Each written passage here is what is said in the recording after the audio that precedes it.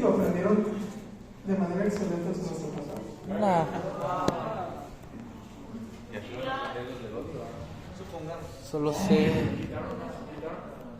Solo sé por qué es catalasa positiva. ¿En serio? ¿Qué? Que quitaron la química para el otro año. No. O sea, no va a micro. Wow. ¿Pero sabes a quién van a poner? A usted. La doctora ¿A la doctora qué? ¿Ella va a volver?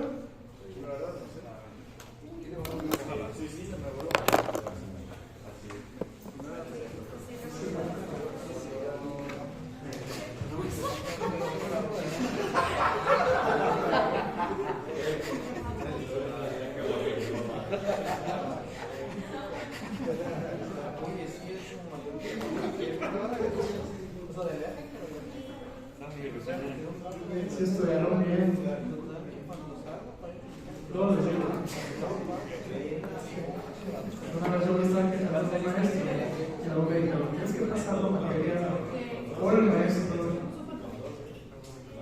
A pesar del maestro, bueno, este es el último. O sin el maestro, o con el maestro, o como sea, pero que tienes que aprender. Entonces...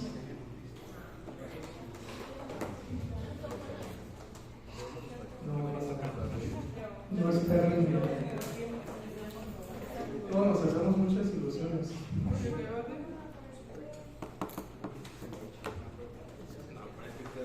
No, igual.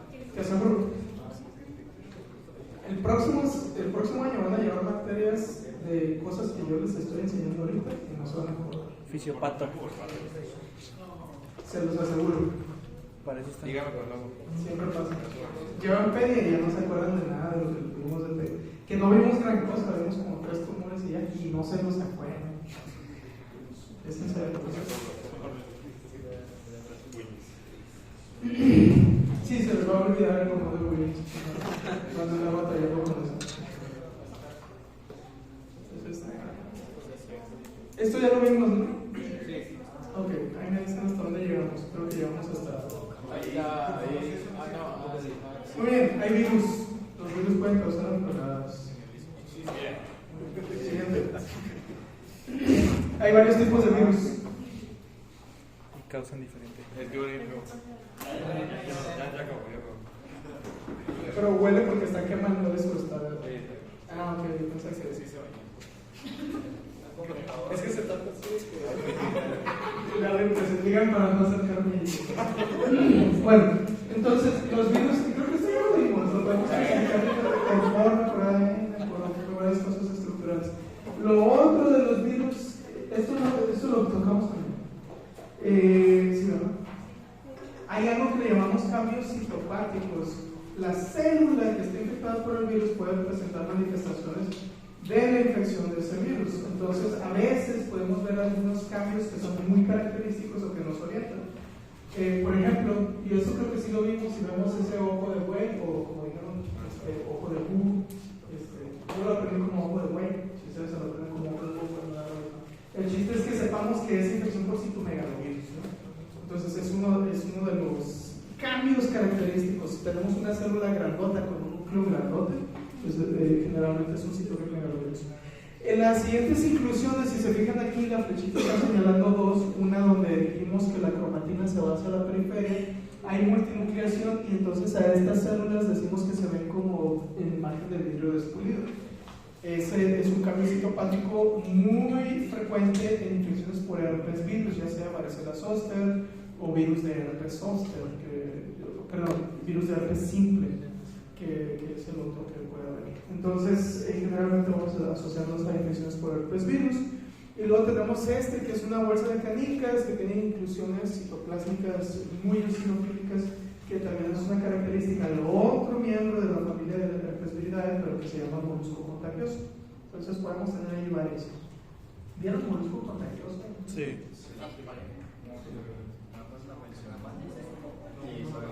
No aprendimos nada. Fíjate que yo tampoco aprendí nada en microcarros. ¿Ustedes no les dio clases la maestra Una que ya tiene muchos años. No, se los dio los del año pasado. Lo de la doctora Ramos. Ah, bueno. Así como les dio clases a los del año pasado, pregúntenles, así nos dio clases a nosotros, no cambió nada. Es horrible. Entonces aprendí que el agua con limón sirve para algo, que hay que tomar agua con pH alcalina, pero no. En infectología, con el doctor Dorival Duarte, vengo de Brasil. Y ahí se me abrió todo. Oh, esto es microbiología. O sea que si no entendí microbiología ahorita, lo puedo entender después. En infecto. Ah, ok. Y si no entienden antibióticos, pues deben entender el infecto. Pero si entendieron eso ahora, infecto va a ser bien fácil. Entonces, bueno. Otros cambios citopáticos sin infección por BPH, podemos ver lo que son los coilocitos que ya habíamos mencionado anteriormente. Entonces ahí tenemos varios cambios que vamos a observar. De bacterias, ustedes ya saben, las podemos clasificar también. La clasificación más clásica es por la función de Gram, entonces decimos que tenemos bacterias Gram negativas y Gram positivas. Eso tiene que ver con la estructura de la pared bacteriana. Entonces los que son bacterias Gram positivas tienen una capa de peptidoglicanos bastante grande y también tienen cápsula gruesa. En cambio, los Gram negativos tienen doble membrana, una membrana interna y una membrana externa, y la cápsula es más delgada y también la capa de peptidoglicanos. ¿De qué color se tiñe los bacterias Gram positivas? Morado. Morado, muy bien. O azul, es la misma, es el mismo color. ¿Y de qué color se tiñen las Gram negativas? Rosadito. Rosa. Muy bien. Algún día se les va a olvidar eso también. Pero que no se les olvide. Punto importante aquí es que si conocemos ya la estructura, entonces ya sabemos cómo sirve la penicilina, por ejemplo, porque inhibe la formación de esta capa. Entonces, realmente antibióticos es fácil si entienden cómo funcionan las bacterias con las que está atacando. Entonces, si yo tengo una infección por Gram negativo, ¿me va a servir mucho la penicilina? No, tengo que recurrir a otros mecanismos. De hecho, a uno de ustedes, le hicieron la pregunta, o fue del otro salón, le hicieron la pregunta de ¿por qué no estamos dando este antibiótico? O no me acuerdo de ello. ¿Sí? En los casos clínicos, no, porque es intracelular. Bueno, si conocemos, sabemos cómo usar los antibióticos. Miren. Aquí está el Gram positivo, aquí está el color morado, el Gram negativo está el color rojo. Muy bien, esa es una manera de clasificarlos. La otra manera, ustedes han visto, a veces hacemos clasificación por cuestiones semánticas. Entonces, tenemos algunos que son coágulas A positivos, otros coágulas A negativos, bacterias, o algunas veces por su mecanismo para vivir, algunos son bacterias aerobias. O sea, necesitan oxígeno para sobrevivir. Algunas otras son anaerobias, entonces deben de vivir en condiciones de poco oxígeno. Algunas son anaerobias concentrativas, quiere decir que normalmente viven en condiciones de poco oxígeno, pero pueden vivir en condiciones de mucho oxígeno. Y ahí tenemos una gran cantidad de clasificaciones, también por la forma, y ustedes ya saben, tenemos cocos, bacilos, espiroquetas, y micrococos, y que esto y lo otro, y eso nos va dando gran parte de la nomenclatura, pero bueno, ustedes ya lo sabían, ¿verdad? Tenemos bacterias intracelulares, entonces ya ahí tenemos Neisseria gonorrea, que es intra y extracelular, Clamidia trachomatis, que es otra bacteria intracelular, y bueno, ahí tenemos algunas otras que podemos hablar, Rickettsia sería otra, que es intracelular obligatoria. Entonces, tenemos una gran cantidad. De hongos, los hongos son más parecidos a nosotros que nosotros a las bacterias, porque la pared celular es muy parecida. Entonces tienen paredes celulares gruesas, que tienen carbohidratos complejos, son un poquito diferentes a los del humano, obviamente, pero para fines prácticos parecían mucho. Entonces tienen betaglicanos, quitina, que ahí se encuentra, y glucoproteínas manosiladas, de hecho, manosas es algo que muy frecuentemente vamos a ver en hongos.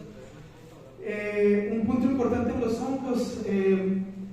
Generalmente los que infectan al humano, la gran mayoría, no todos, les llamamos hongos dimórficos. Eso quiere decir, y lo mencionaron en las últimas sesiones de casos clínicos, hongos dimórficos son hongos que pueden tener una estructura diferente dependiendo del ambiente en el que están. Entonces, en temperatura ambiente y Y en un medio externo, generalmente los hongos dimórficos se comportan como hifas, ¿sí? Entonces vamos a ver como ramitas y todo esto que hacen las artroconidias, y luego estas se liberan y es lo que inhala el paciente cuando se infecta de aspergillus. Y la otra forma es levadura, que es cuando están dentro del cuerpo a una temperatura más regular, con condiciones de no aire ambiente y todo esto, hace que crezcan como levaduras y normalmente no las vamos a ver como hifas, ¿sí? Entonces a eso le llamamos hongo dimórfico, algo que tiene la capacidad de estar en dos formas diferentes y que se puede reproducir en cualquiera de esas dos formas, solamente que se reproduce de diferente manera. Lo otro es que los hongos pueden producir esporas sexuales o esporas asexuales, que son las conidias. Entonces, estas pequeñas se van a diseminar y pueden estar en el ambiente y uno les puede aspirar. ¿Han jugado Last of Us? Eso le iba a preguntar, ¿qué tan cierto es eso? Se ven las esporitas ahí Ajá. flotando. Bueno, cuidado con los ojos. ¿Sí es real? Ah, Ok. estaría padre, sí. Es real. Muy bien. Los hongos igual pueden causar enfermedades superficiales y lo primero que pensaríamos es el pie de atleta o tinea pedis, o tinea corporis, o tinea capitis, o bueno, de todas estas que tenemos es un hongo. Y también hay una tinea cruris, que es un hongo que crece en la ingle, y aquí tenemos varios. ¿Sí? Otras infecciones van a ser profundas y entonces ahí tenemos la coccidioidomicosis, la criptococosis, la esporotricosis y bueno, otras infecciones. También los podemos dividir las infecciones de hongos por, decimos, son hongos endémicos que sabemos que están en cierta zona, como por ejemplo, coccidioidomicosis, ¿en qué zona se presenta? Zonas áridas, secas y de calor, o sea, como aquí. Aquí hay coccidioidomicosis. Otros hongos, y algunas veces el hongo endémico también lo podemos llamar oportunista, ¿sí? No necesariamente eso es excluyente. Entonces, hongos oportunistas son hongos que generalmente, si uno se expone, tiene un síndrome gripal y se cura, ¿sí?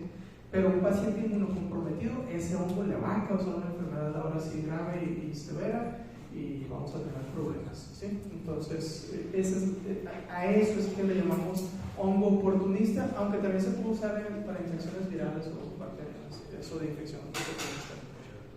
Protozoarios, nuevamente, es otro grupo de organismos, son organismos unicelulares, son eucariotas, o sea que sí tienen membrana celular, y estos se presentan de diferentes formas. La verdad es que es bien padre aprender o estudiar protozoarios porque tienen formas bien padres. Entonces, por ejemplo, tenemos tricomonas vaginales. Este es un protozoario que se transmite por vía sexual. Es otra cosa, los protozoarios se pueden transmitir por varias vías. Generalmente es vía sexual, vía fecal oral, por contacto directo, algunos tienen la capacidad, o por picaduras de insectos. Los más frecuentes son los primeros tres. Pueden estar intracelular y tenemos algunos protozoarios, por ejemplo, que infectan a los o se meten dentro de los eritrocitos, ¿sí? Como Plasmodium falciparum, Plasmodium vivax y todos estos que alguna vez vimos. Otros son extracelulares, por ejemplo, tricomonas vaginales. Otras vías de transmisión, fecal oral, que es algo muy típico. Imagínense si uno de ustedes trabaja en el comedor y luego tiene infección por amibas, va al baño, no se lava las manos o se las lavó así muy por encimita y luego trae las uñas largas y le queda popó en las uñas, porque sí queda. Y luego, fíjense, es bien curioso porque se han hecho estudios y luego una influencer lo volvió a hacer, pero con luz fluorescente, le echó tinta fluorescente a un excusado y luego le bajó la palanca y resulta que el spray de cuando el excusado sale para todos lados y bien lejos. Entonces, aún si se lavaron las manos, se dejaron la tapa abierta y le bajaron a la palanca, tal vez traigan su ropa poco, o si dejaron el celular al lado, le cayó poco. Sí. Entonces, imagínense que tiene amibas, hizo el baño, bueno, dejó la taza abierta, no se lavó bien las manos y luego va y les prepara la rica ensalada que ustedes consumen. Y luego ustedes van y agarran ensalada y luego piden otra más porque les gustó mucho la comida del comedor y quieren repetir, y luego pues solo hay ensalada y pues todo es ensalada. Bueno, al final terminan contenidos. Eso es transmisión fecal oral. Giardia, vamos a hablar un poquito más de ella después, y tripanosomas que ¿vieron los chinchos besucuelos que había en unas negro con rojito en la quita? Sí. Espero que no les haya picado ninguna, porque aquí en Montemorelos tenemos chagas, entonces les puede dar enfermedad de chagas. No hay gente que les pique las chichas.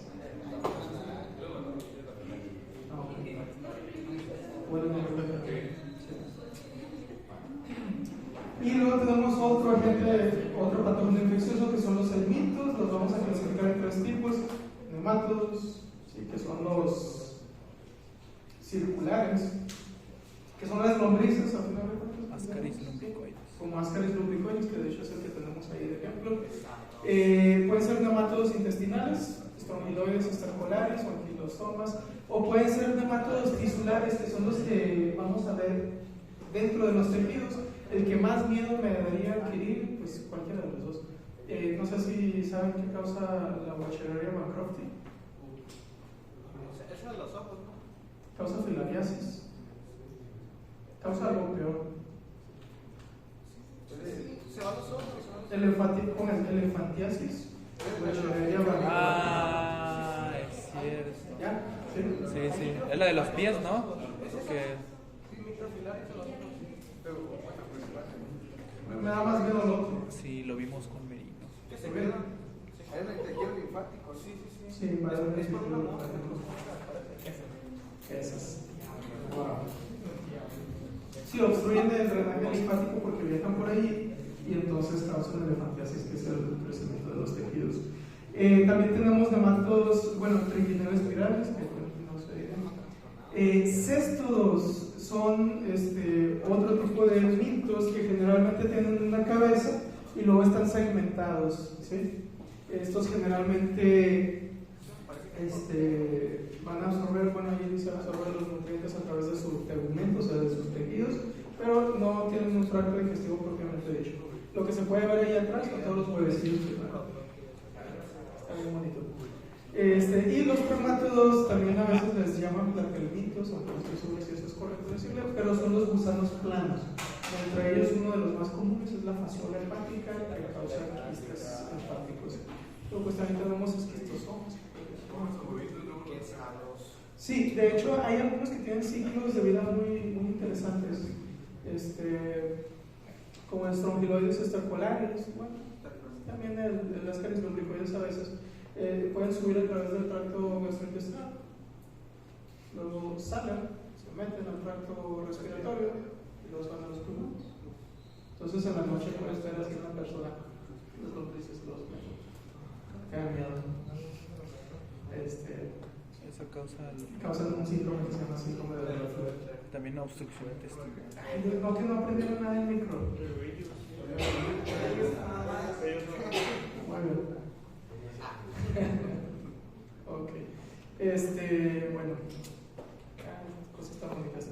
Los ectoparásitos generalmente son artrópodos, insectos y otras cosas que ya son más grandes. Generalmente ellos no causan enfermedad por sí mismos, sino causan enfermedad por lo que transportan. Entonces, picadura de garrapata, pues generalmente nos puede transmitir alguna escleroteca, ¿no? ¿Cómo les llamamos? Fiebre Q, por ejemplo. ¿Se acuerdan de eso? La Es que depende intermitente, también de dónde estás. fiebre de No es lo mismo las las garrapatas de montañas. de las de suplementos, riqueza, cuidado de la enfermedad de la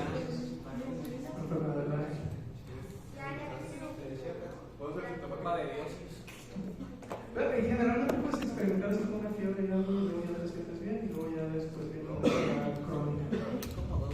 La fiebre Q por Coxiella burnet, tenemos varias. Otros pueden causar enfermedad directamente, por ejemplo, los piojos pues causan la enfermedad porque son piojos. Se me fue el nombre de estos, los ácaros. Pueden tener un montón de ácaros en su almohada y ustedes no se dan cuenta, y cuando se van a dormir los ácaros les hacen así Hace piojito. Sí. Me llegan un montón de biopsias de piel, sobre todo de la cara, y casi siempre hay un ácaro, no importa quién sea la persona. Así que no se estresen, yo les diría, aprendan a vivir con sus parásitos y sean felices. Hay gente que está traumada con las bacterias y les da asco. Si tenemos bacterias es normal, o sea, el chiste es aprender a vivir con las que tenemos. Si no vean Futurama, hay un capítulo donde Fry se toma una hamburguesa. Está buenísimo. Mi fantasía es que existieran realmente esos gusanos. Lo preparan y todo. Sí, lo van preparando los gusanos. No han visto Futurama. Bueno, entonces Fry se come una hamburguesa, pero traía huevos de unas lombrices. Pero las lombrices son bien inteligentes, entonces ven que el cuerpo está todo mal y deciden ir reparando el cuerpo de Fry, o sea, del protagonista.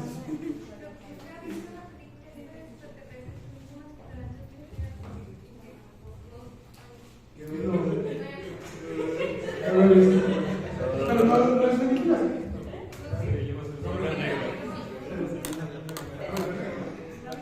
Pero está muy interesante esa teoría de que los parásitos nos pueden ayudar a repararnos todo eso. En algunas ocasiones la picadura de garrapatas se confunde con melanomas. Hay un caso publicado donde a una persona le picó la garrapata, se llenó de sangre, queda todo oscuro, y entonces la persona vio y pensó que era una lesión de piel. Ahí el doctor, no sé qué onda, pero también la vio y pensó que era un melanoma, entonces le quitaron toda la piel, le hicieron biopsia, y ya cuando lo ve el patólogo lo cortó y se ve la garrapata ahí mordiendo, está llena de sangre. Es muy gracioso este caso. ¿Qué puedes hacer para que se te caiga una garrapata? No sé, pero es peligroso si la arrancas así nomás porque se puede quedar la cabeza. Es que a mí me han picado porque lo voy a chambear al rancho y luego es como de, caray, una garrapata. Qué miedo. Las queman. ¿Las queman? Ajá. Hay unas pinzas especiales. Eso sí sé, pero rodean a lo que son las mandíbulas de la garrapata y entonces ahí ya lo puedes quitar. Pero es chistoso. Si yo quitara las garrapatas de mi perro con una pizza y las metiera en cloro. No sé. O sea, si se mueren las garrapatas en cloro. Me imagino. Porque dicen que cuando las aplastas, las aplastas y salen todavía tienen huesillos y te van a nacer más garrapatas. No sé.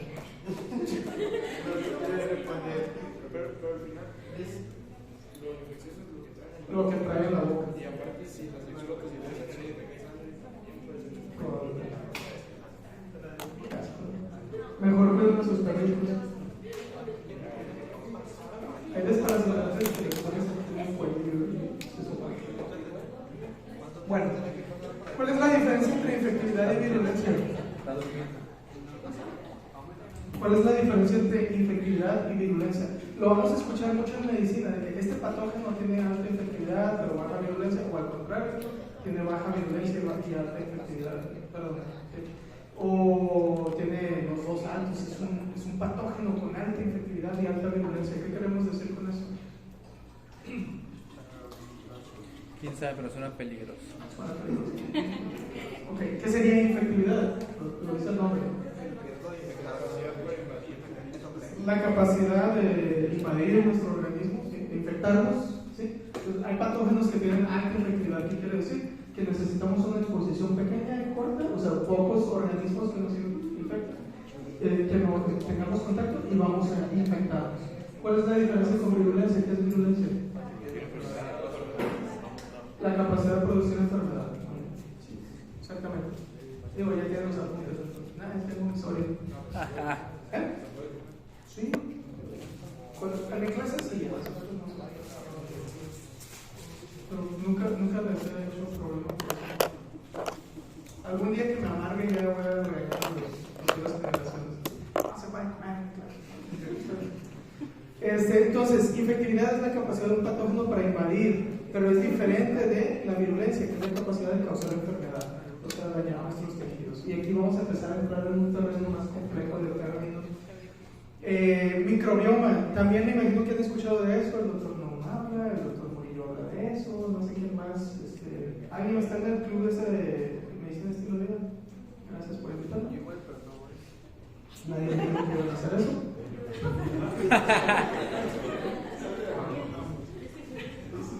Entonces, Soy de la directiva. está muy de moda ahorita en medicina estilo de vida hablar del microbioma. La verdad es que todavía conocemos muy poco. No sé si se acuerdan de las clases de histo, que por cantidad de células en nuestro cuerpo hay más cantidad de células de bacterias que en nuestras propias células del cuerpo. Pues, no por masa, sino cantidad. Entonces es bien curioso eso. Por eso digo, o sea, no podemos ser 100% asépticos y decir, ay, no quiero bacterias en el cuerpo. Estamos rodeados de bacterias por dentro y por fuera y por todos lados. Tenemos que conocerlas y poco a poco ir experimentando sobre o ir aprendiendo acerca de la función. Actualmente, por ejemplo, se sabe que las bacterias intestinales forman un papel muy importante. De hecho, allí dice en la absorción de alimentos digeridos. Y nos ayudan a veces a absorber mejor los nutrientes, a aprovecharlos mejor. En otras ocasiones, cosas que nosotros consumimos y que no podemos digerir, las bacterias nos hacen el favor de digerirlas ellas. Y entonces, por ejemplo, si ustedes preparan frijoles, déjenlos remojando toda la noche. La cáscara del frijol es rica en celulosa y nosotros no tenemos la enzima para descomponer la celulosa. Entonces, ¿qué pasa? Comemos los frijoles y luego esa celulosa pasa del intestino al intestino y entonces no es absorbida, no es descompuesta y luego sigue avanzando al colon y en el colon hay bacterias que sí tienen la capacidad de descomponer la celulosa y uno de los productos de la descomposición de la celulosa es gas. Oh, por eso Cheo se hizo así. Entonces, si no quieren tener gases, dejen remojando los frijoles durante toda una noche. Eso hace que este material se descomponga más fácilmente. ¿Sí? Entonces, y eso aplica. ¿Cuántos han comido elote y luego van al baño y ahí está el granito de elote? Bestia. Bueno, ¿qué es lo que pasa? Que el elote está envuelto de celulosa. Entonces, es la evidencia de que no lo pudimos descomponer. ¿Sí? Entonces, si quieren aprovechar el granito de elote, mastiquen bien. No. Ahora, es curioso porque eso es algo social y cultural. Aquí dicen, ¿cuántos fue en su popó después de que fueron al baño? Les va a dar cheva, ¿no? Pero en culturas como la alemana, eso es normal, como cepillarse los dientes. La gente va al baño y mira. Y es una forma de ver cómo está su salud, porque si cambia, pues dicen que bueno, un cambio. Entonces, puede ser gracioso, pero es más cultural. No me digan. Ah,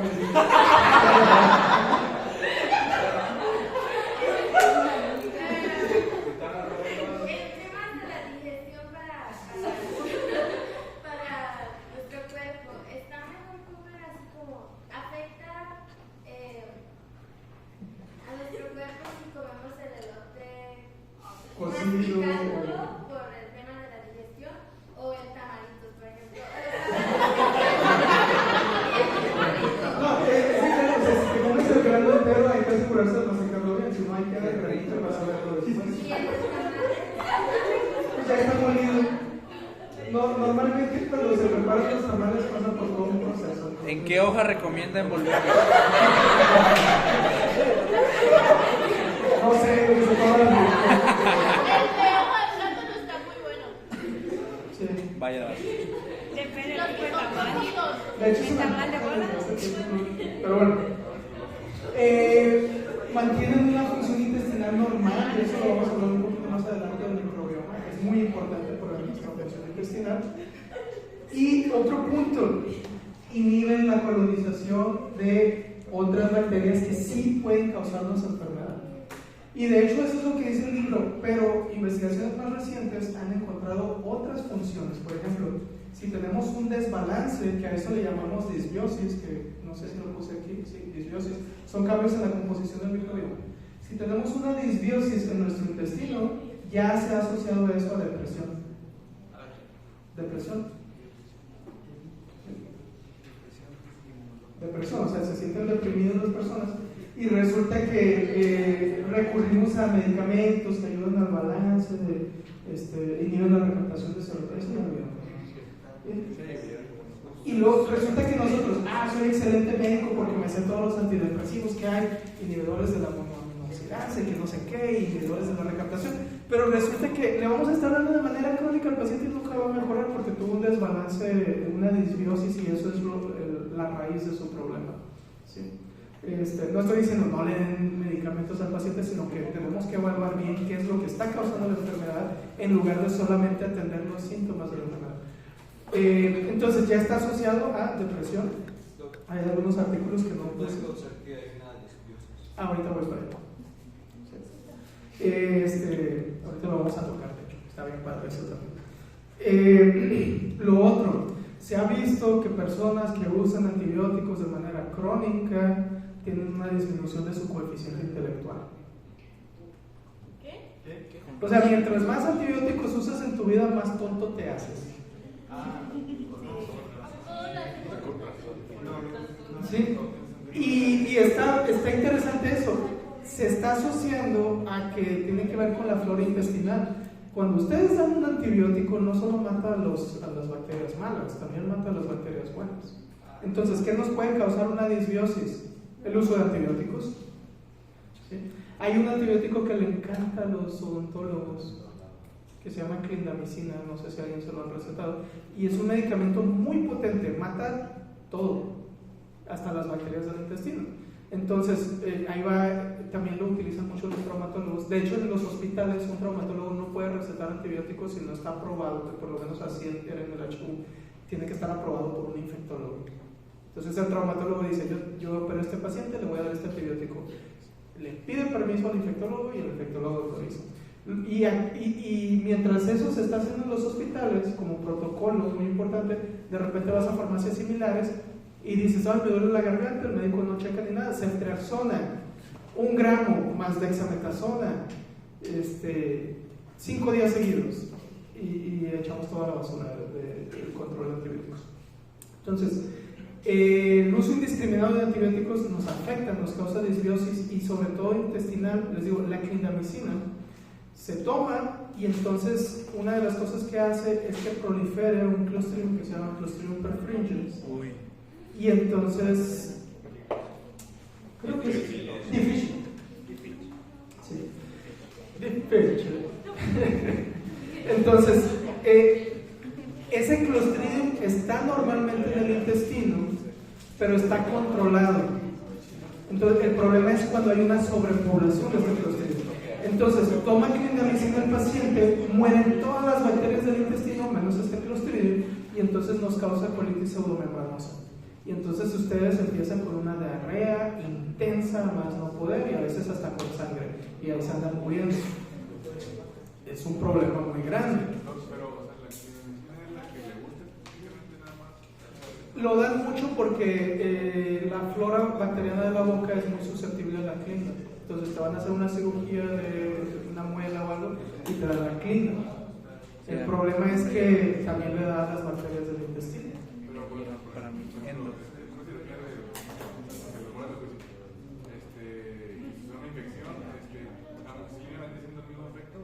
es que depende también. Ahí lo van a ver cuando lleven antibióticos. Lo que les digo es, tenemos que ser responsables en el uso de todos los medicamentos que tenemos, y más sabiendo los efectos que va a causar en el paciente. No estoy diciendo no se lo des, ser responsable. No es lo mismo que yo tengo. Es más, otra cosa, en Estados Unidos, si tú le das a un paciente la ceftriaxona y la dexa para su faringoamigdalitis y no comprobaste que tiene infección por estreptococo, para empezar te pueden demandar por haber dado ceftriaxona porque no es el medicamento indicado. Pero si no compruebas que le estás dando antibiótico porque tiene una infección bacteriana, te pueden demandar. ¿Sí? Entonces normalmente se recomienda, si llegan a consulta contigo, en Canadá lo hacen mucho, supongo que en Estados Unidos también, le haces lo checas, lo revisas y ya dices, tiene los criterios de Centor para decir que tiene infección por el estreptococo pneumoniae o una infección bacteriana. Le voy a dar un antibiótico, pero no llegan hasta ahí, le hacen una prueba rápida, un strep test, y si sale positivo, ya le puedes dar un antibiótico. Aquí en México no, aquí se pasan todas las vías por todas. Entonces no les importa. y quien termina pagándolo es el paciente. Entonces, ya les dije, uso de antibióticos está asociado a disminución del coeficiente intelectual. Así muy generalmente, pero ya hay artículos que lo están asociando y tiene que ver con un desbalance. Entonces, al parecer, la flora intestinal que tenemos no solo nos ayuda al bienestar intestinal, sino al bienestar de todo el cuerpo.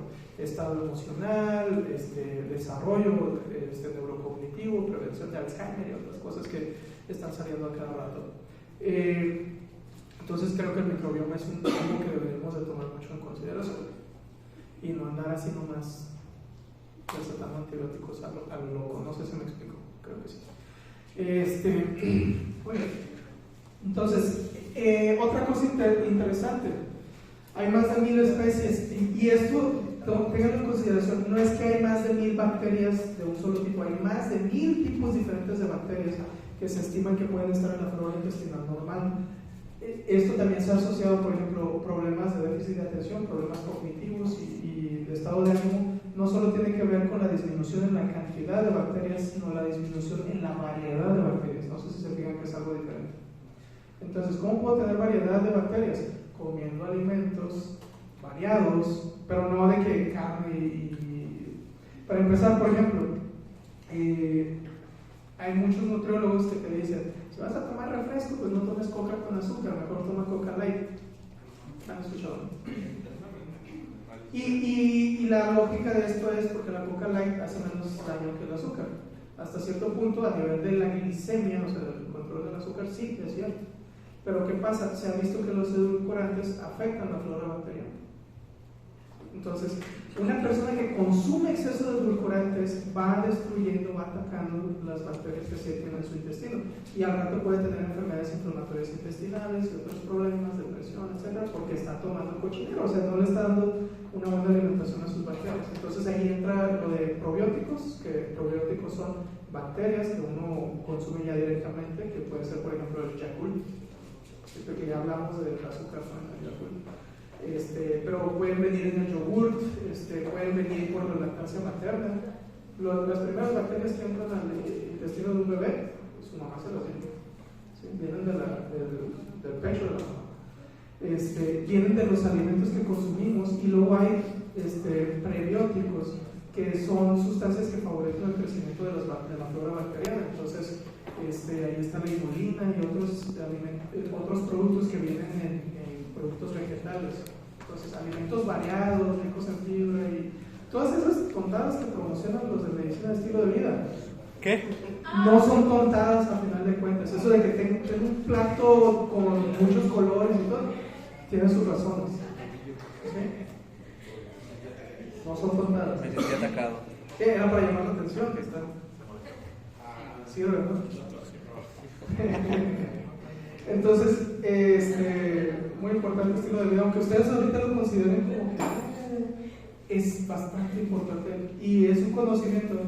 Ya me voy a salir un poco de lo que es patología, me voy a ir más a nuestra filosofía. Son cosas que esa viejita, Elena White, lo dijo hace mucho tiempo y muchos lo aceptamos por fe. Nuestros papás y todo predican, hay que tener estilo de vida. ¿Y para qué? Porque así lo dijo Elena White, pero va más allá de eso. ¿Sí? Hay un porqué y cada vez va saliendo más cosas. Ella decía que fumar era malo en épocas donde los médicos recomendaban fumar a sus pacientes. Y luego resulta que sale un estudio grande y fumar causa todo tipo de enfermedades. Vamos a dejar de fumar cuando ya lo sabíamos.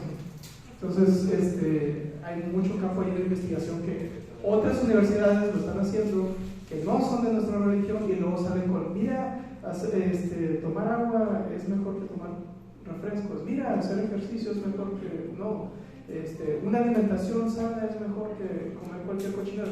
Y nosotros, ya lo sabíamos, ¿y por qué no lo dicen? Nosotros con y no digo decirlo de salir a predicarlo, es decirlo de, tengo artículos, estoy sacando evidencia científica acerca de lo que creo. No sé si me explico, espero que sí. Digo, para los que están poniendo atención. La flora bacteriana no es la misma la de mi intestino que la de mi boca, que la de mi piel, ¿ok? O de los genitales, o ya sea hombre o mujer. Entonces, la flora bacteriana también está condicionada a las características de donde se encuentra, ¿sí? Entonces, en la piel, pues normalmente tengo estafilococos, aureus, epidermis y otras cosas. En mi boca tengo un montón de bacterias, casi todas son bien peligrosas. En mis intestinos tengo otras bacterias, en la zona genital hay otras bacterias. Entonces vamos conociendo ahí poco a poco que hay variedad inclusive en las diferentes partes del cuerpo. Por ejemplo, en la vagina hay un bacilo, que no sé por qué se me están yendo los nombres ahorita, pero hay un bacilo, el bacilo de Borderline, y ese se alimenta del epitelio vaginal, creo que eso lo hablamos en histología, y produce un pH ácido que le ayuda al mismo bacilo a mantenerse vivo allí. Y entonces bacterias que intentan entrar a la vagina, cuando está ese bacilo bien nutrido, digamos, proliferando, no entran. Entonces inhibe o evita infecciones bacterianas. En la misma vagina está también cándida como parte de la flora normal, pero es un hongo, pero normalmente está bajo control, o sea, está limitado a unas pocas cañas por allí y no hace nada. Pero en mujeres que usan duchas vaginales, por ejemplo, o sea, jabón, eso aumenta el pH, hace que el pH se haga más básico. El bacilo de Borderline no puede vivir en esas condiciones y entonces llega la paciente a consulta con vaginosis bacteriana, que puede ser por Gardnerella, o puede llegar con una candidiasis vaginal, porque hubo un descontrol ahí en el ambiente donde normalmente vive esta bacteria. Pasa también en la piel, si ustedes están lavando las manos o la piel en algún sitio, hay riesgo de contraer alguna infección en la piel por eso, porque se van a ir perdiendo las barreras naturales, se pierden las ideas y entonces pueden proliferar otras bacterias. Entonces, bueno, tenemos ahí varios. Condiciones que afectan uso de antibióticos, era una de las preguntas. Sí contesté, ¿verdad? La pregunta de qué es lo que cambia. Obesidad y dieta, dice dieta rica en grasas, pero la verdad es que es el estilo de vida, la dieta que tenemos. Si yo consumo pura carne, si no consumo alimentos vegetales variados, si estoy consumiendo alimentos ultraprocesados, sobre todo ultraprocesados, o estoy consumiendo edulcorantes, le estoy dando la torre a mis bacterias. ¿Sí? Y entonces se puede hacer un estudio de las heces para ver los diferentes tipos de bacterias que tengo, y tal vez tenga unos 3 tipos de bacterias, cuando otra persona saludable tiene 800 diferentes tipos de bacterias. Entonces, ahí hay un cambio. No hay investigación sobre eso mucho todavía, entonces es un campo donde uno puede entrar. Con lo que decía de la piel, de la flora, cuando la constancia de bañarse, ¿cómo sería? Para que no se elimine con el baño. No, te puedes bañar 3 veces al día, no pasa nada. Un día sí, un día no. No, pasa más cuando estás en un ambiente, por ejemplo, a mí me pasa mucho, si estoy mucho rato en el laboratorio, cada rato me estoy lavando las manos, eso hace que se pierdan las barreras naturales, que es la grasa y la acidez de la piel. Y ahí se empieza a agrietar y eso da entrada a infecciones bacterianas. Entonces es un lavado constante con uso de jabones. Ahora que estuvo de moda lo del COVID, mucha gente estaba cada rato sanitizando con alcohol y eso pues también. Entonces normalmente en los laboratorios de Pato, estuve en Canadá y es precioso vivir allá. En los laboratorios de Pato está el jabón, te lavas las manos y luego hay crema. Entonces te lavas las manos y luego pones cremita. Tampoco es la solución para evitar infecciones, pero está bien para cuidar los manos. Digo, en patología no vas a transmitir infecciones a nadie, o el paciente está muerto, te mandas un pedazo al paciente. No pasa nada. Porque también pueden crecer bacterias en los jabones y en las cremas, entonces es otro tema. Los jabones para mano, o sea, debe quitar de varita. El de varita, ¿hay que dar bacterias? No, el jabón sirve como, vamos a decirlo así, como que echas aceite en el piso y las bacterias se van. Sí, pero no es de que las bacterias quedan ahí. Puede quedar, pero si lavas el jabón y ya lo dejas ahí. Doctor, sí, no es recomendable entonces un jabón vaginal, porque lo siguen produciendo. O sea, no han mandado una ley que ya evite. No sé, mira, y lo estaba pensando en la mañana, ¿por qué no se prohíbe el cigarro? Y muchos dirán, es que causaría un impacto muy grande en la economía, y sí es cierto, pero el impacto en la economía de salud, lo que te ahorra es, si la gente no fuma, es muchísimo más que lo que produce el cigarro. No sé. Porque ahí ganas doble, ¿no? Es que si no hay enfermedad, ¿de qué vivimos? Las ginecólogas no lo recomiendan, las duchas vaginales. ¿Sí? Y lo otro es que hay cremas y hay cápsulas ahorita, no son supositorios, son óvulos vaginales que tienen flora bacteriana, entonces ayuda a reconstruir la flora. En casos de vaginosis le puedes dar un antibiótico y luego ya haces la reconstitución de la flora. Entonces hay muchas cosas de ahí para platicar que están bastante interesantes. ¿Cómo se hacía? Esto ustedes ya lo vivieron en vitro, entonces ya lo saben. ¿Cómo identificamos qué agente infeccioso está causando la infección? La respuesta es de muchas formas. Entonces, lo podemos hacer a través de cultivos, pero aún así tenemos que tener la sospecha de qué es lo que estamos pensando, ¿sí? Entonces, les llega un paciente con sepsis, por ejemplo, o datos de sepsis al hospital. Ustedes le toman una muestra de sangre y parte de esa muestra la mandan para hacer un hemocultivo. Y entonces los químicos allí van a poner, dependiendo del protocolo del laboratorio, medios de cultivo y van a ver qué crecen, ¿sí? Y entonces a veces con el simple hecho de cómo crece la colonia, cómo se ve y de qué color es, ya podemos saber qué tipo de bacteria es.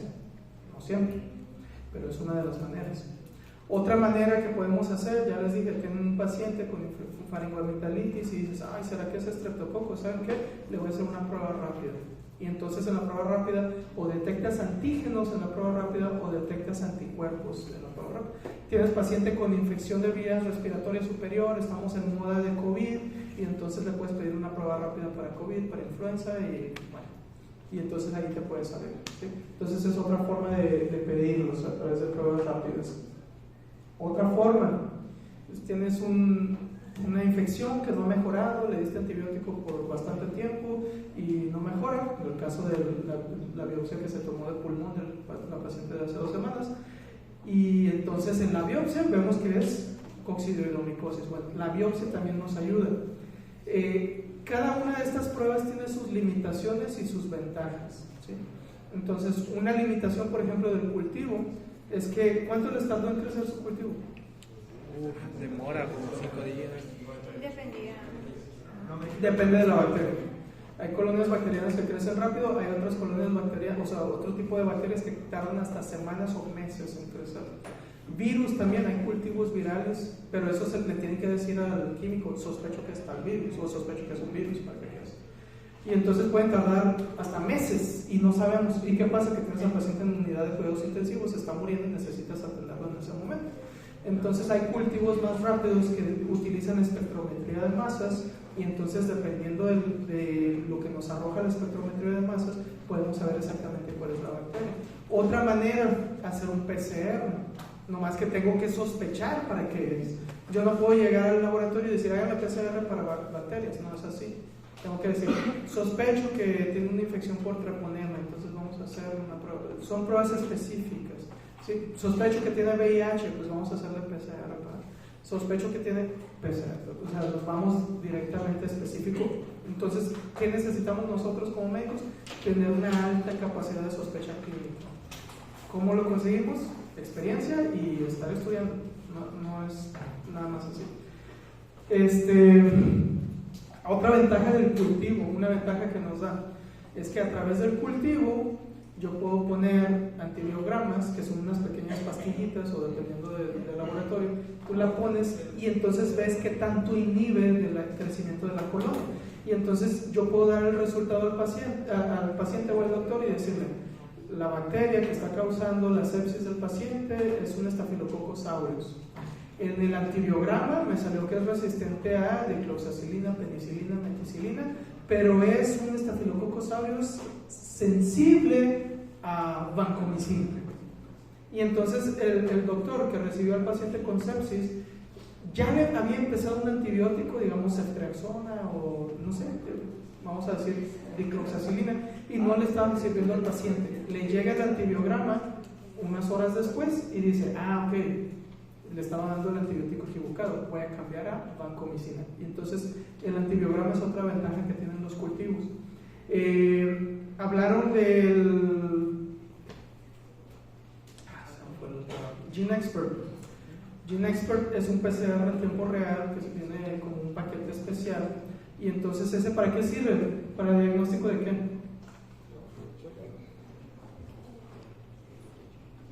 Lo hablaron hace 2 semanas.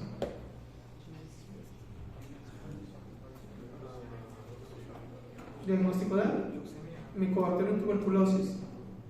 ¿Sí? El Gene Expert Rift. ¿Se acuerdan? No podemos atención. Muy bien.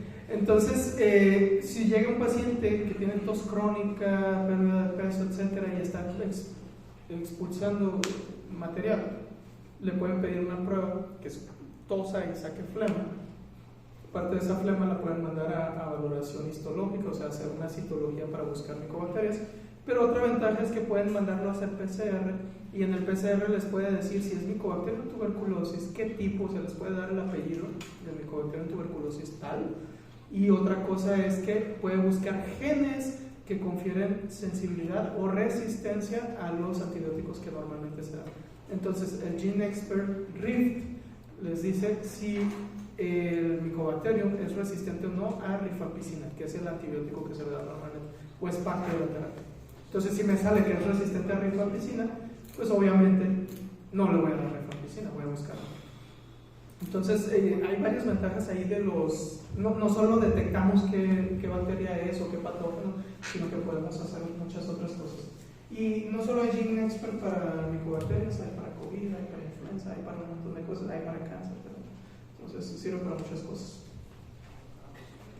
Y no es tan caro.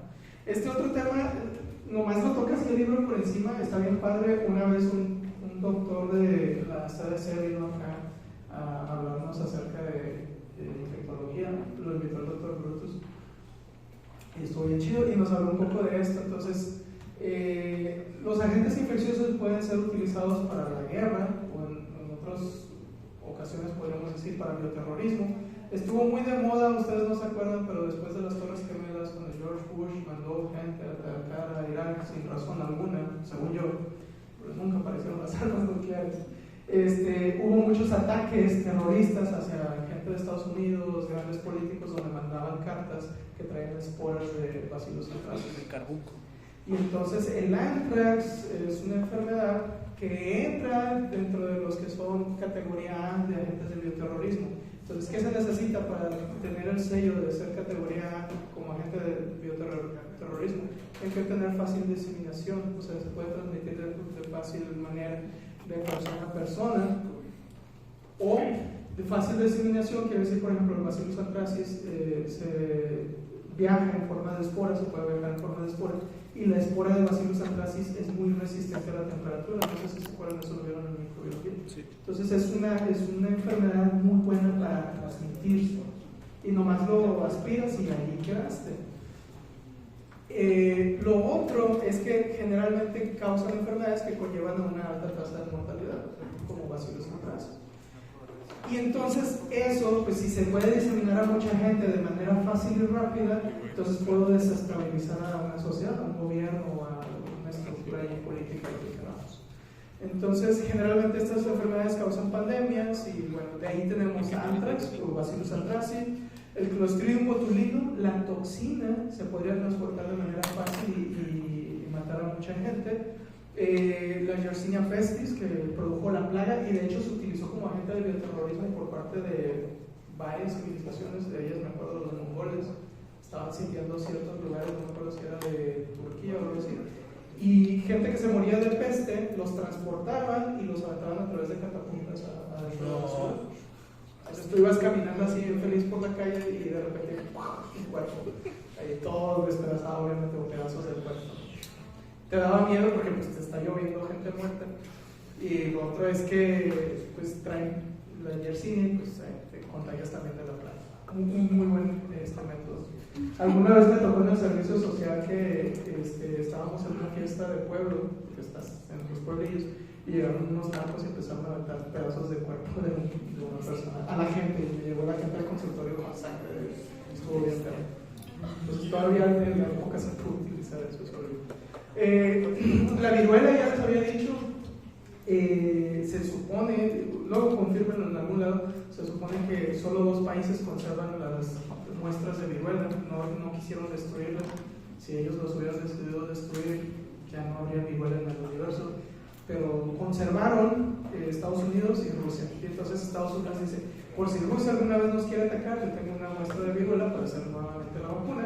Y Rusia, por si Estados Unidos me quiere atacar, yo tengo una muestra de viruela por si quiero hacer la vacuna. Está bien, se mantiene un equilibrio como con las bombas atómicas. Y bueno, las fiebres hemorrágicas virales casi todas vienen de África y son bien peligrosas y dan mucho miedo.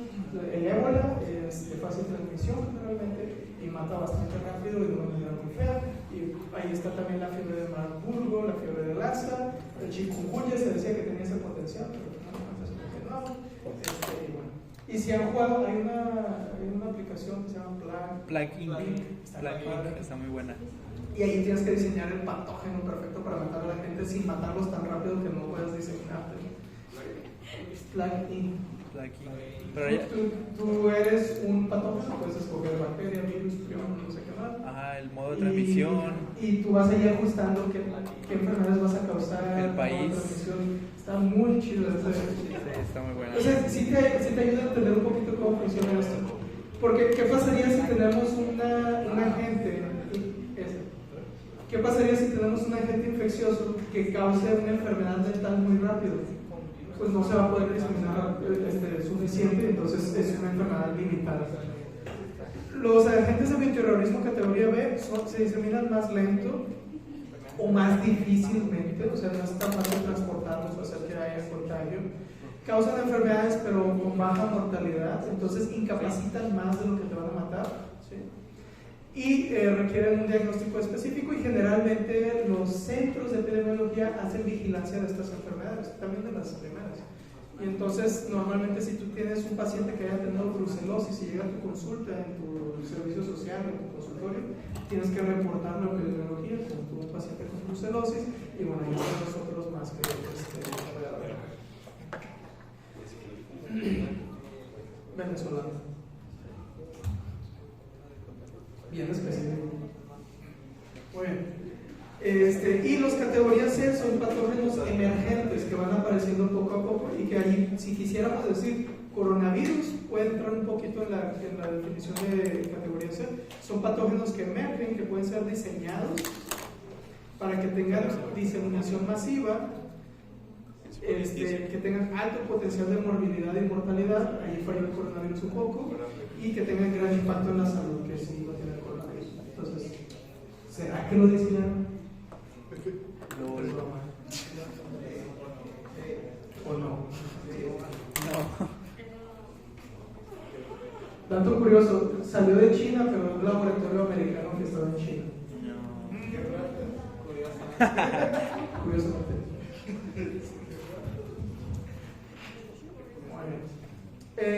Bueno, hay muchas rutas de entrada para las infecciones, solamente tenemos que recordar las barreras naturales. Entonces pueden entrar a través de la piel, del tracto gastrointestinal, del tracto respiratorio, del tracto urogenital, que serían las principales vías de entrada. Y vamos a ir hablando un poco de cada una de ellas. En la piel hay diferentes maneras que podemos adquirir la infección. La más frecuente es si pensamos en una herida, o una quemadura, o una punción, ¿sí? Entonces, generalmente eso, pues tenemos que pensar cuál es la flora normal. Si yo me raspo, los estafilococos que están alrededor pueden infectar esa herida. Si yo me corto o si yo me ando inyectando drogas a cada rato, pues también. De allí, Pseudomonas aeruginosa, no es algo que esté normalmente aquí, sino que, por ejemplo, si tenemos un paciente en el hospital y está internado durante mucho tiempo, Pseudomonas le gusta estar en los hospitales.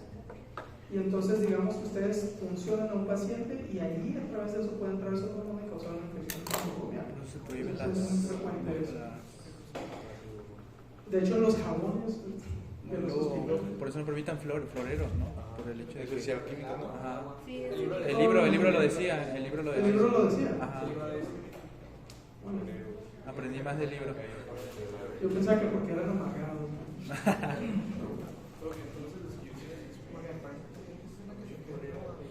Cuando te vas a inyectar cosas, hacerse o sea, el problema es cuando eres drogadicto, pues, a veces es tanta la urgencia que se te olvida el protocolo.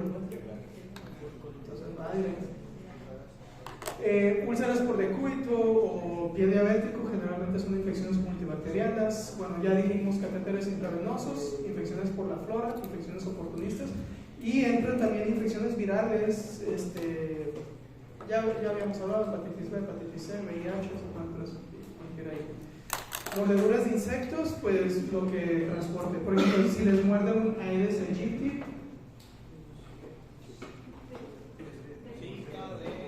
Zika, dengue, chikungunya, son los principales aquí en México.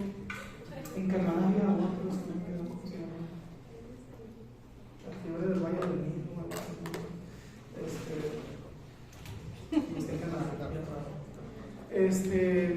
Bueno, mordedura de animales, ni se diga. Allí hay protocolos para diferentes tipos de animales. Entonces, por ejemplo, si les muerde un perro, depende de dónde les mordió, es el protocolo que vamos a tomar. Si le mordió a alguien en la cara, generalmente preferimos cierre por primera intención, pero tienen que lavar muy bien la herida para que no disminuya el riesgo de bacterias. Si les muerden una pierna, normalmente dejas la herida abierta y cierras por segunda o tercera intención.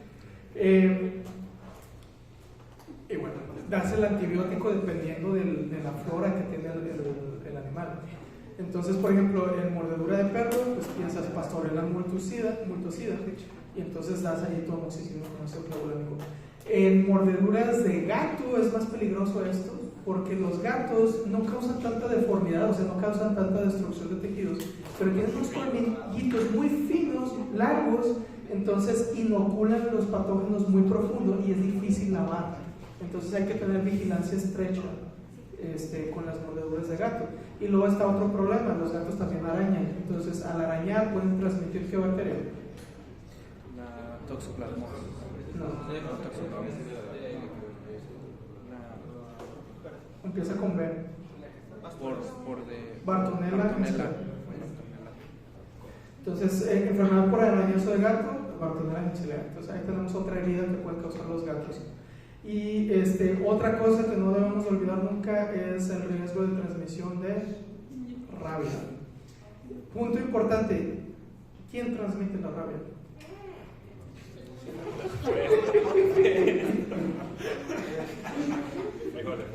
Los frijoles. Entonces, no. ¿Escuchó Colombia? ¿Qué dijo? ¿Quién transmite la rabia? La mujer. ¿Qué? ¿Qué te hicieron? No, ya no. Mira, no es por ser feminista, pero todos venimos de una mujer. Que no voy a sacar un chiste machista. Por el origen de unos dedos. Y tengas miedo.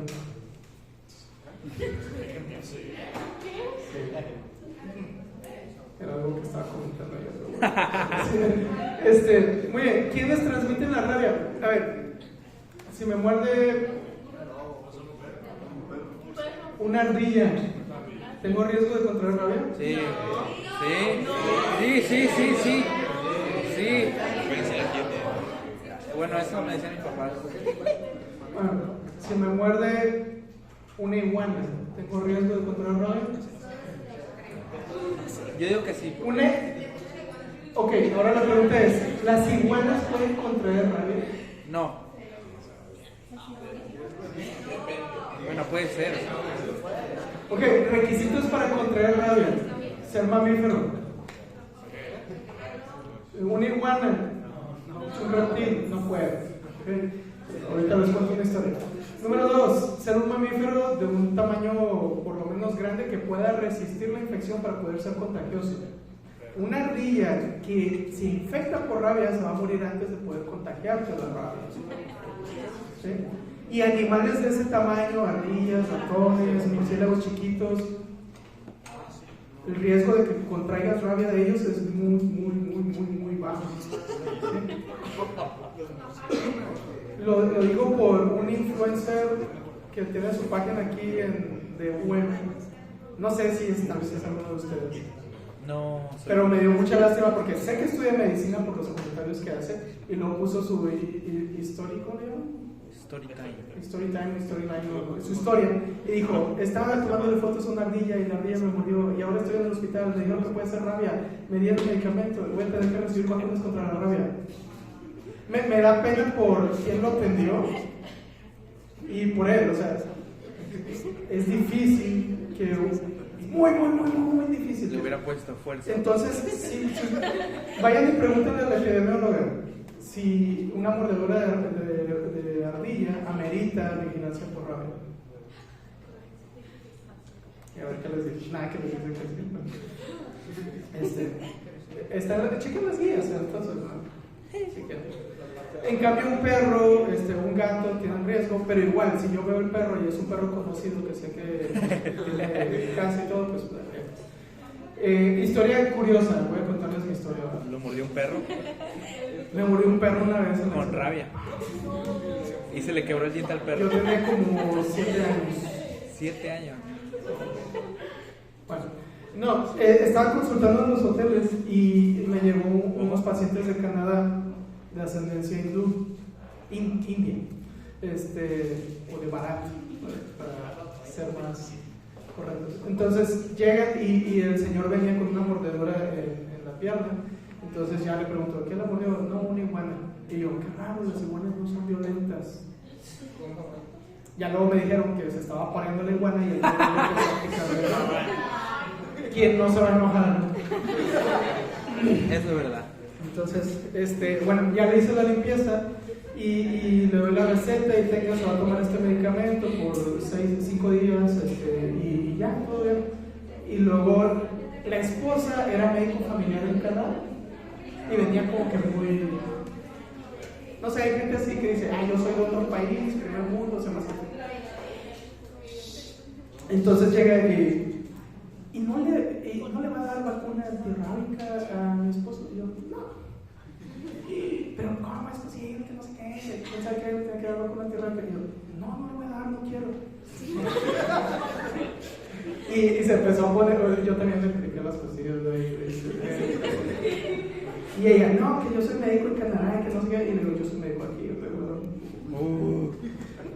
Y siguió así, le digo, ya le llamó a su cuñado, no sé qué era también, y me lo estaban haciendo mucho. Y ya les digo, miren, la rabia la transmiten los mamíferos, las iguanas son reptiles. Y luego el cuñado de que, pero el antibiótico que le dio, hay otro que es más potente, que no sé qué, porque era farmacéutico el señor. Yo, no, le voy a dejar eso. O sea, yo sé de la flora bacteriana de las iguanas, compadre. Lo tuve que leer por estar allí. O sea, no era la primera mordedura de una iguana de mascota. Le hice un cultivo a las bocas de iguana. El chiste es que a veces hay gente así, bueno, al final se fueron todos enojados, pero yo lo disfruté. No se nació. Yo estaba todo desvelado y estaba enojado. Entonces, es importante conocer, ¿no? los animales que estamos tratando. Muy bien, ¿cuál es la mordedura más peligrosa? La del ser humano. No. Tenemos bacterias más peligrosas que el perro y el gato. La gente puede llegar a morir por la mordedura de un humano. Y allí viene el punto, hay gente que le da asco que su perro lo lama, pero se anda empezando con una persona cuando la persona tiene más cochinero que el perro que se lamió en ciertos lugares. No sé, nomás digo, la próxima vez que ves a una persona, piensen en todas las bacterias que pueden ir. Dáñeme la comida.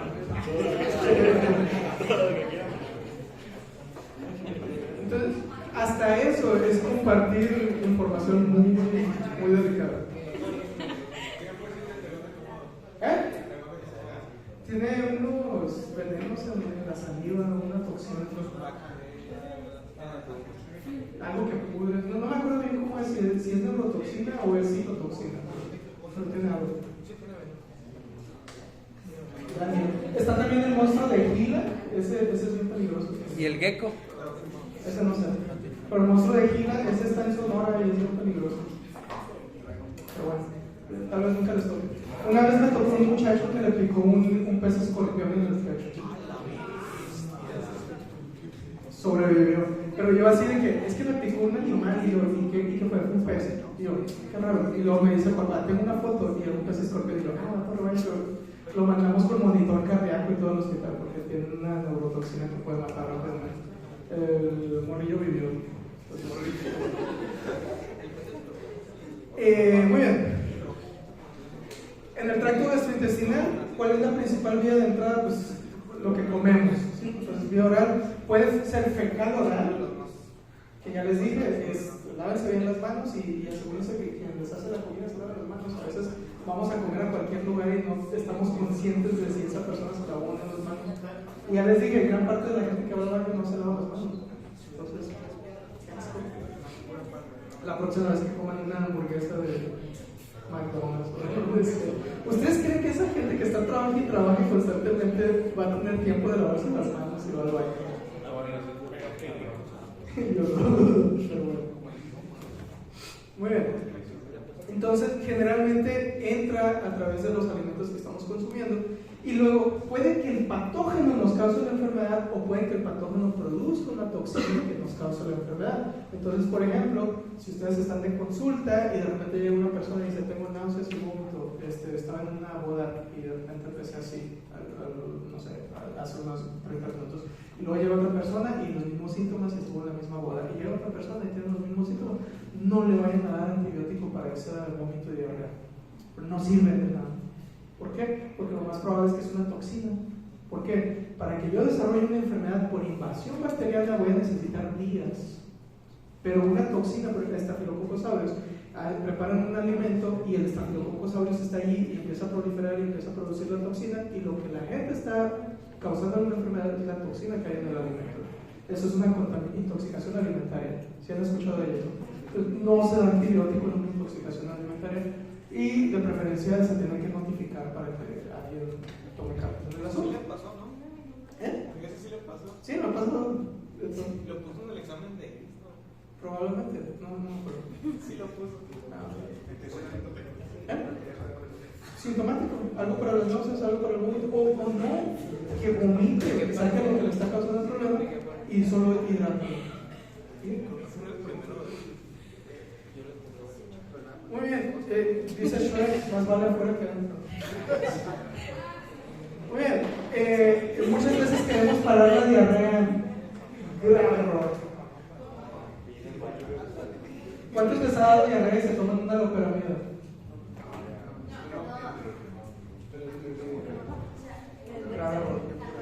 Muy bien, entonces, mecanismos para causar enfermedad puede ser por producción de toxinas, que ya dijimos, Staphylococcus aureus, o Clostridium botulinum, ¿sí? Entonces, está el típico caso clínico de el señor que se come unos chícharos y la lata estaba toda abombada. ¿Por qué los alimentos enlatados se abomban? Porque hay bacterias que producen gas y ahí abomban. Entonces, ya no coman latas que están abombadas o latas que están golpeadas, porque se pueden perder los sellos de protección para que no entren bacterias. No es nomás así que uno ve los anuncios de antes había mucha propaganda de eso, ahora ya no. ¿O por qué no le damos miel a los bebés?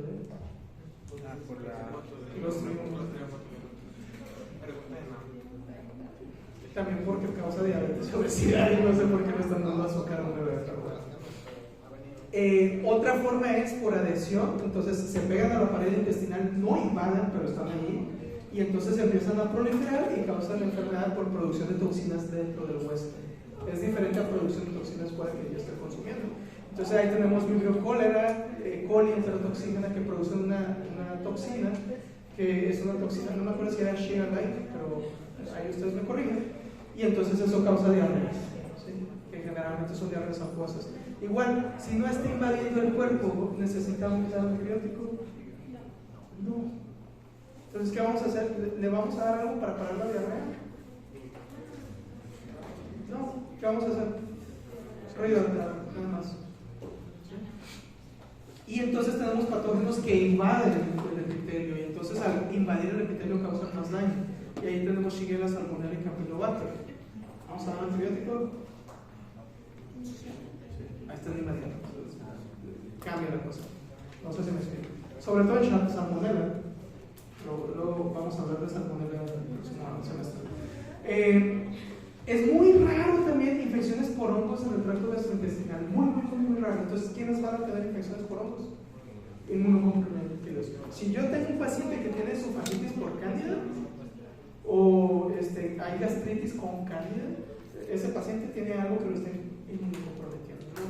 No veo otra manera así fácil de pensar en él. De parásitos intestinales hay que tener en conocimiento, la mayoría va a entrar en forma de huevos o quistes. Por ejemplo, cuando comen carne de cerdos, comen los quistes de se me olvidó el nombre, pero ahí está entrando. O si están comiendo alguna ensaladita o alguna carnita, ahí pueden venir los quistes o huevos de larvas, entonces podemos adquirir la enfermedad.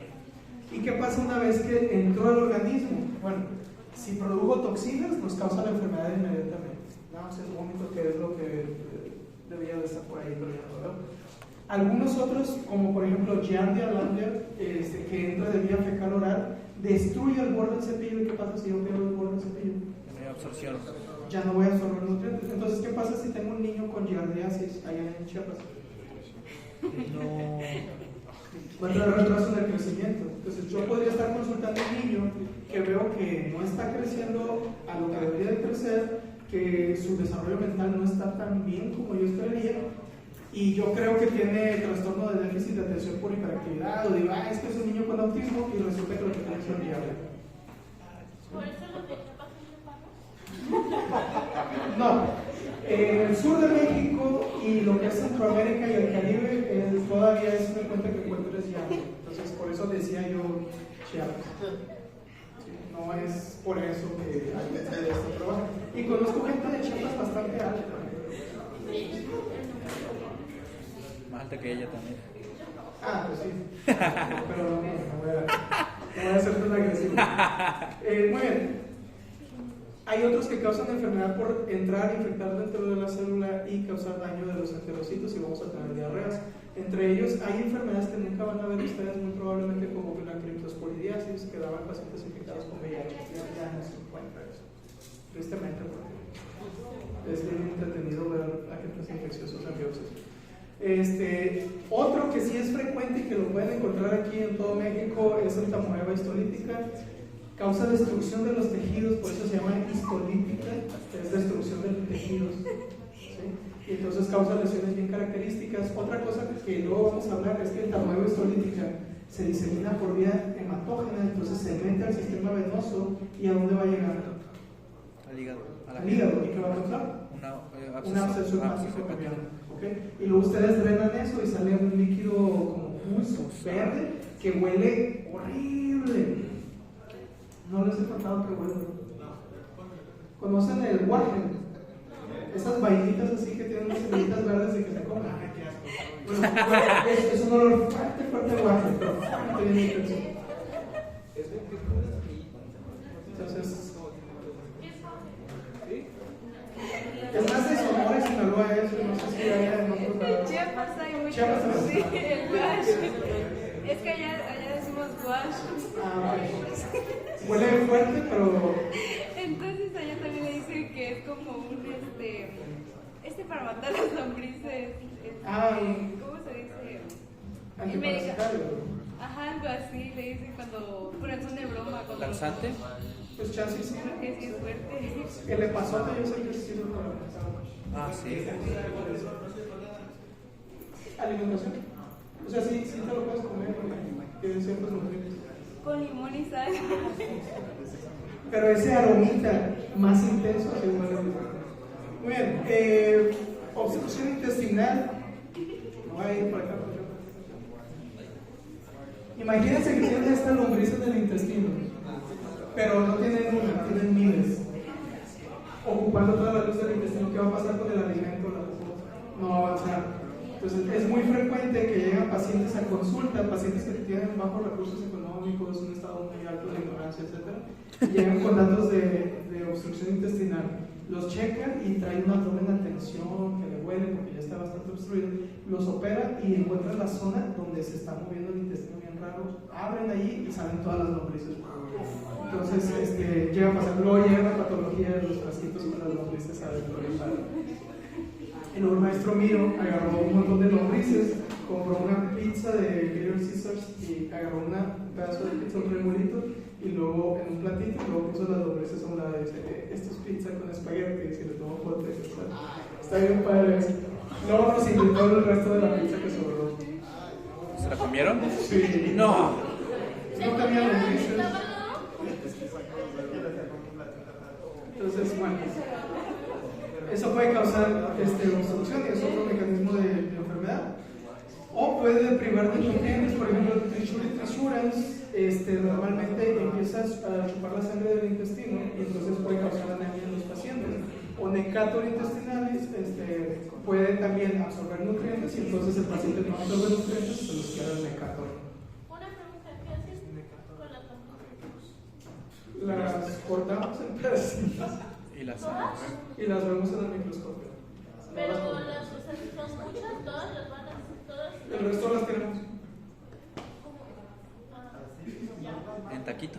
Están en formol, ya se murieron hace. Ah, El formol mata todo.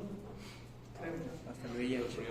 En el tracto respiratorio también vamos a tener entrada cuando se pierden los medios de protección normal del tracto respiratorio.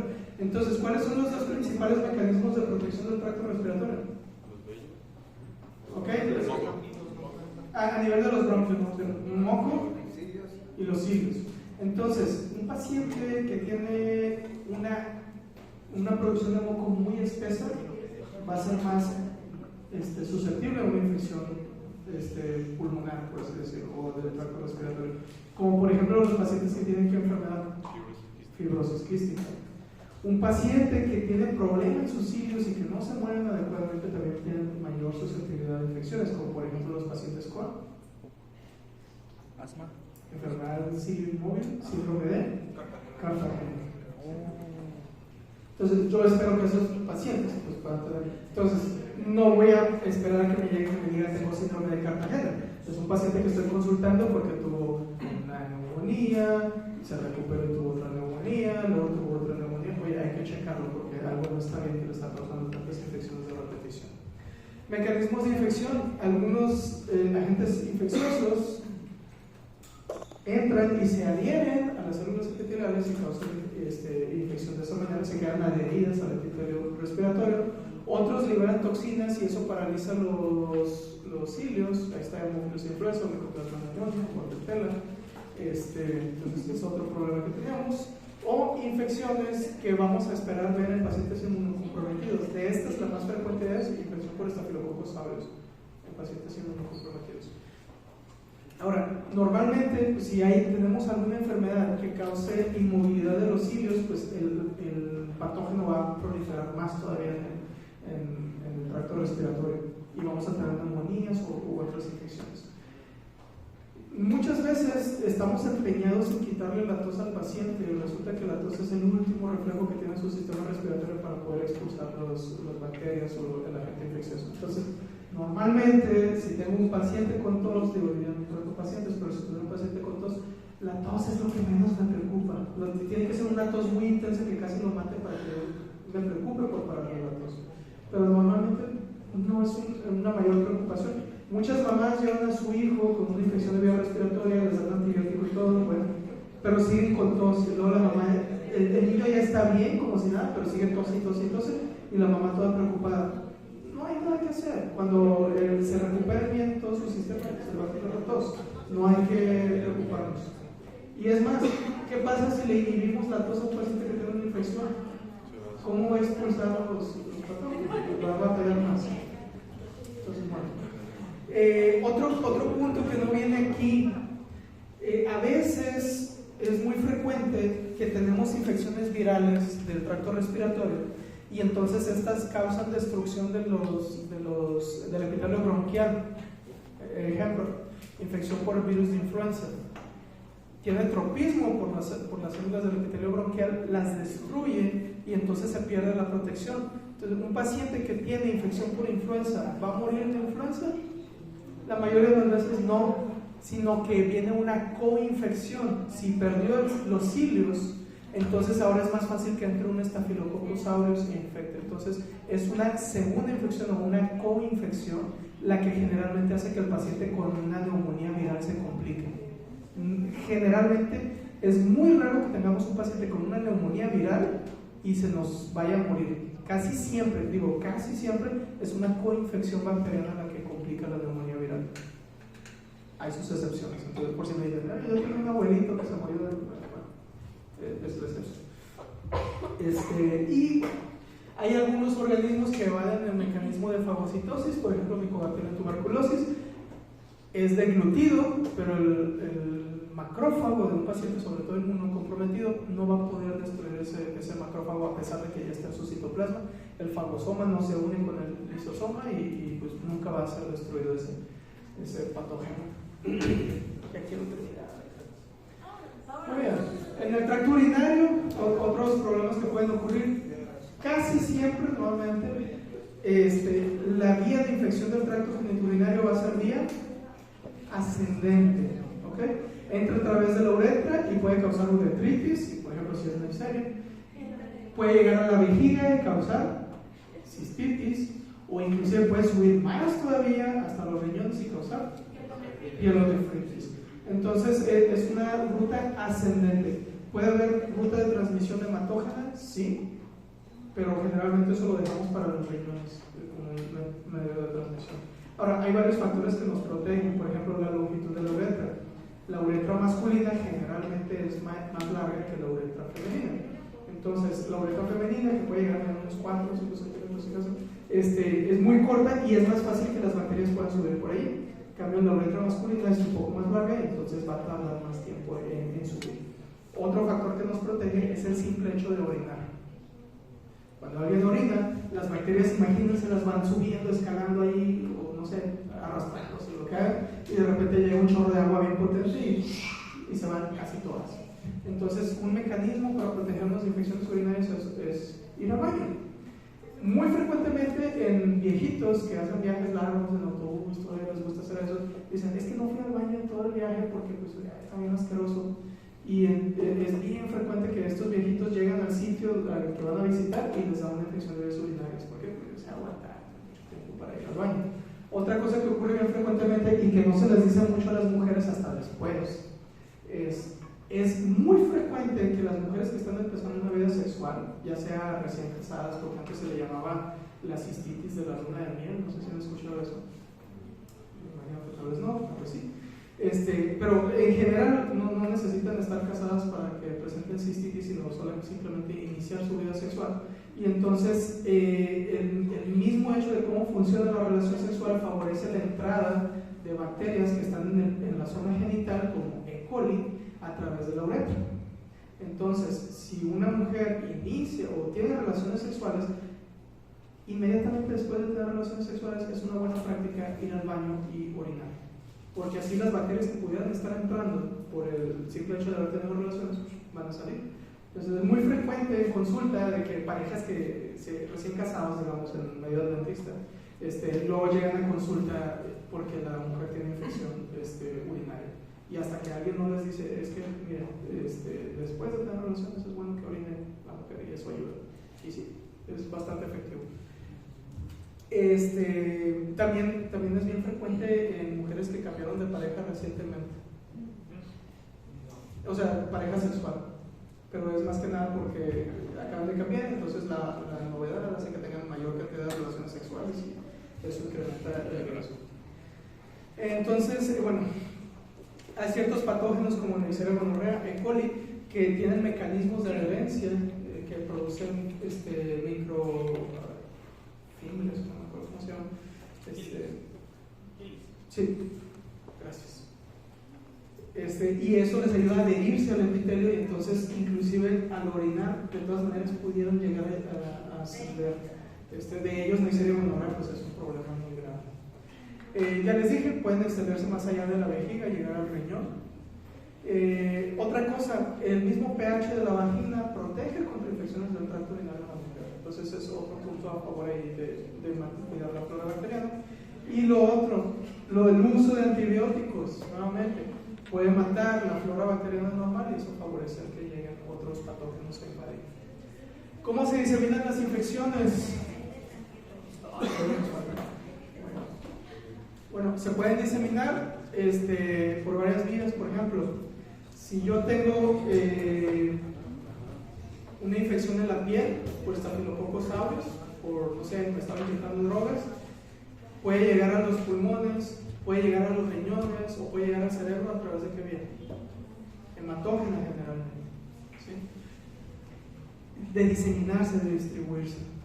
Otra forma, ya dijimos por ejemplo ahorita, filaria, ¿por dónde se disemina? Vía linfática, entonces es otra vía de diseminación. Otra vía, en un paciente que tiene varicela, hay infección, entra generalmente a través de las mucosas, del tracto respiratorio, pero está en contacto allí, y luego a través del sistema nervioso, a través de los axones, viaja hasta la piel y entonces ahí empieza a infectar las células de la piel. Entonces es otra vía de diseminación que tiene. La rabia también tiene diseminación a través de los nervios. Otro dato curioso, por ejemplo, Mycobacterium tuberculosis, Cryptococcus neoformans, les gusta subirse al macrófago como si fuera un Uber y entonces viajan a través del cuerpo y pueden llegar a otros sitios bien lejos gracias al macrófago que debería de destruirlos, pero a veces sirve como un transportador ahí. Y bueno, luego algún día hablamos de Cryptococcus, está bien interesante. Bueno, también puede ser transmisión de célula a célula, o sea, por continuidad, es otro tipo de vía de diseminación. Vía de transmisión, pues ya lo dijimos, ¿no? Puede ser a través de piel, secreciones, heces, sangre, orina, contacto sexual. ¿Qué es transmisión vertical? Ese sí es un punto importante. De madre a hijo, que no se les vuelva a olvidar y no me preguntan nunca más. Ya lo dijimos. Es que luego estamos en el examen, me ha pasado varias veces, inclusive el siguiente semestre, y digo, doctor, ¿qué es vía vertical? Y yo, se lo dije en clase. Entonces, queda claro. Transmisión vertical es de la mamá al hijo, pero no de la mamá y el hijo que ya está nacido, el hijo que está en el útero. ¿Sí? Eso es transmisión vertical. Bueno, mecanismos para dañar a los tejidos, ahorita vamos a hablar de eso. Mecanismo de daño viral. Bueno, ¿ya están cansados? Bueno, vámonos pues. No, me quedan 3 minutos, vamos a estar.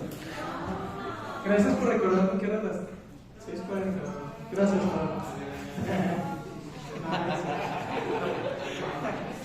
muy bien.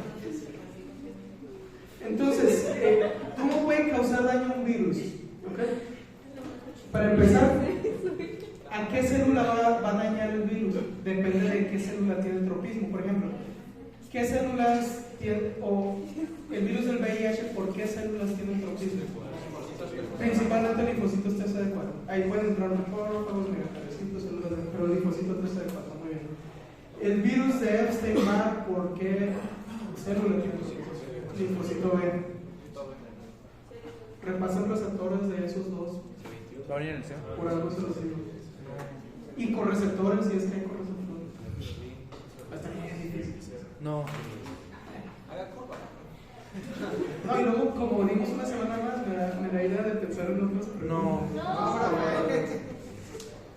Ya basta, Freezer. ¿Sí qué? El virus el coronavirus, SARS-CoV-2. ¿Qué célula es su tropismo? No. No. El principal son células endoteliales. Sí, por eso causa enfermedad en todo el cuerpo. Y luego, ¿cuál es el receptor? Ese sí no se los voy a preguntar porque no lo vemos en clase, pero es un dato curioso. La enzima convertidora de angiotensina 2. ¿Okay? Eso ya es cultura general porque lo dijeron hasta en las noticias, Pati Chapoy. Hasta ella lo sabe, ya no podemos ignorarlo nosotros. Pero Pati Chapoy no es noticia, eso es chiste. Para mí son noticias. ¿Todavía existe ese señor?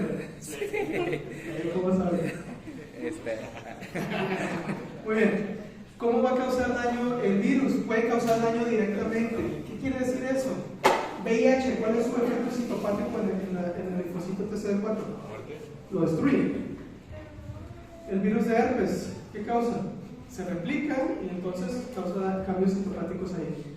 También, ¿cómo causa enfermedad el virus de hepatitis B?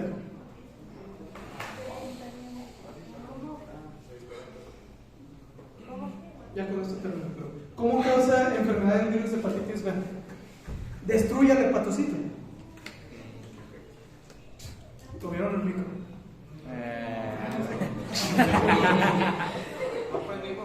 Estoy seguro que no lo vieron. Bueno, lo vamos a ver más adelante.